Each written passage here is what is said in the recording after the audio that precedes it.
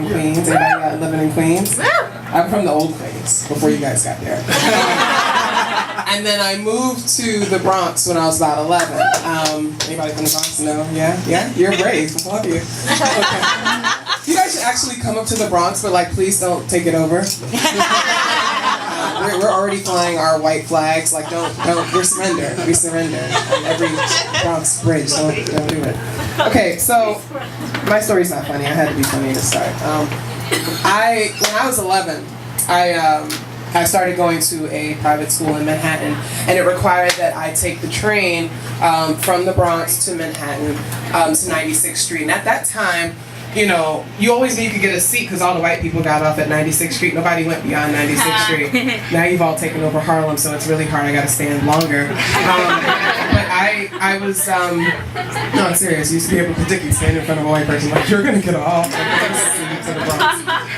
But I was coming home one day from school. It was kind of late. It was like 5 or something. And I got off the train and I'm walking towards my home, and you know, I'm 11, so I'm like, okay, I'm gonna get home, and I'm thinking about 11-year-old things and all the homework that I got in this new school and what the fuck, and I hate them.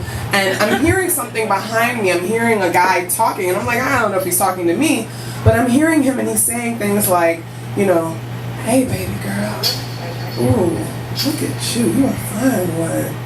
Where you going? Ooh, look, you, wow, look at you. And then he's just saying these things, right? And I'm like, he's not talking to me, is he? I've got my Discman, I've got my like headphones or whatever, and I'm looking back, and he's looking at me, and he's looking me up and down, and at 11, if you can imagine it, I looked like this. I was a tall, well-developed, 11, 12-year-old. I was 6 foot tall by the time I was 12, the same height, and I was approaching 200 pounds. I'm about 240 right now. And I was shapely, right? I was just getting my 38C cups, and you know, my mom was forcing me to wear a bra. You can't go out anymore without it. But it was my first time that a man was kind of taking notice of my body.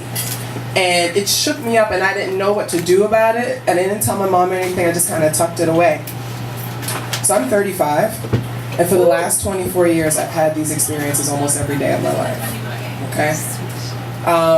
When I was 19, I went away to college, undergrad, University of Pennsylvania, in great city of Philadelphia.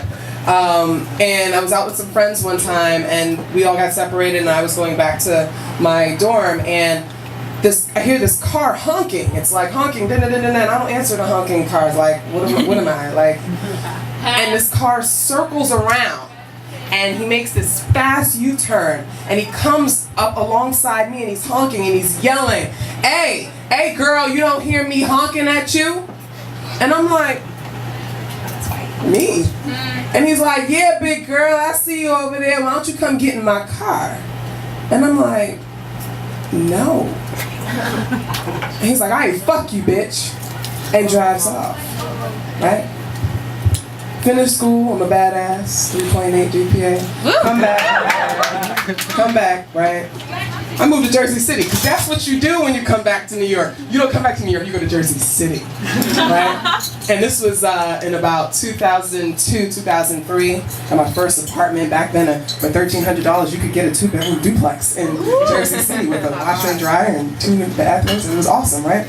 No, it wasn't, because the PATH train is disgusting. Okay, so I'm on my way from work. I worked on 23rd Street, and I'm on my way from work. It's really late. I was working with the homeless, as I still do to this day. It's all I've ever done. And I'm sitting on the PATH train, and I'm listening to my music. And a man is sitting across from me, and there's a few other people in the car, but he's sitting across from me. And next thing I know, this motherfucker unzips his pants and puts his hands in his fucking crotch and starts stroking his dick right in front of me. And I'm sitting there like, this shit is not happening. Like, are you serious? On the train, people down there, everybody's in their own business, and he's sitting in front of me and he's doing this. And I kind of scowled at him a little bit, I glared at him, and I got up and I walked down, and I just remember feeling like, why me? We're talking over a decade into this kind of stuff, right? There's a group home down the street from where I work, and there's a bunch of teenage boys outside, and they're all sitting around doing nothing. And first I walked past a group of older men, and they do their little catcalling thing, because, you know, they just nasty old men. Hey, big girl, look at you. Oh, yeah, look at that. Walk it, girl. Do it for me, right? Okay, fine. I'm used to that. Whatever. Fine. You old, you ain't getting nothing, I know. But then I'm walking down, and I'm walking past this group of teenagers, and I hear a young boy say, "Hey, mommy, I want to eat your pussy from the back." And I'm like, "What did you say?" And his friend says, "Oh, he ain't say nothing, ma'am. He didn't say nothing." I said, "No, I heard him say something." I said, "You better watch your mouth." He said, "He ain't say nothing, miss. I promise, I promise." I keep walking. He said, "I said I'm going to eat your pussy from the back." I turned around, and I'm like, "What is your fucking problem? How dare you speak to me this way?" Now, one of the tenants that I work with, I provide services for, happened to be walking down the street. And he heard it too. And he said to them, "How y'all gonna talk to this woman like this? That is disrespectful. What's wrong with you?" And in the moment, I'm shaking because I can't believe that these young boys have not been raised well enough to not tell an adult woman that you want to eat her pussy from the back, right? So I'm upset. And I'm upset because these are young black men that I want to try to help, but I can't believe I'm being treated like this, right? What did I do to deserve this? I'm just coming here because I'm trying to help people, and I got to deal with these young men talking to me like this. So he steps in because he's like, "No, this is not cool." And the other kid was like, "No, he ain't said nothing." He said, "No, I heard you. I heard what you said, and that shit is fucked up. Don't let me hear you say nothing like that again."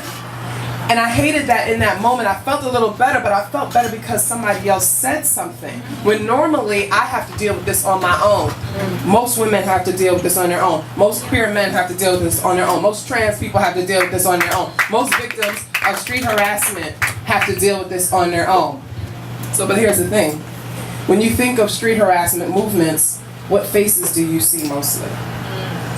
You don't see me, right?